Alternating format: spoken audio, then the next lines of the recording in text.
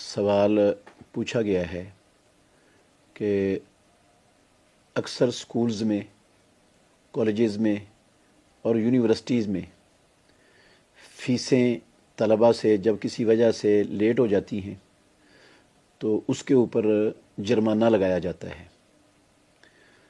کیا یہ جرمانہ لینا حلال ہے، اسلام میں جائز ہے یا ناجائز ہے؟ بلا شبہ یہ جرمانہ سود بنتا ہے، کیونکہ طالب علم پر قرض ہے جو اس نے ادارے کو ادا کرنا ہے، اور قرض کی جب مدت گزر جائے، قرض کی مدت بڑھنے پر اس پر سزا کے طور پر پلنٹی لگانا، اس پر جرمانہ لگانا، یہ سود بن جاتا ہے۔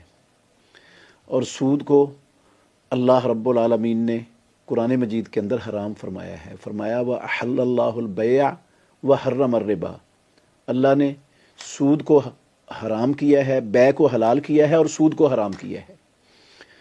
اور پروردگار نے فرمایا یا ایھا الذین آمنوا اتقوا اللہ وذروا ما بقی من الربا، اے ایمان والو اللہ سے ڈرو اور جو سودی لین دین باقی ہے اسے چھوڑ دو، اللہ نے حرام کر دی ہے۔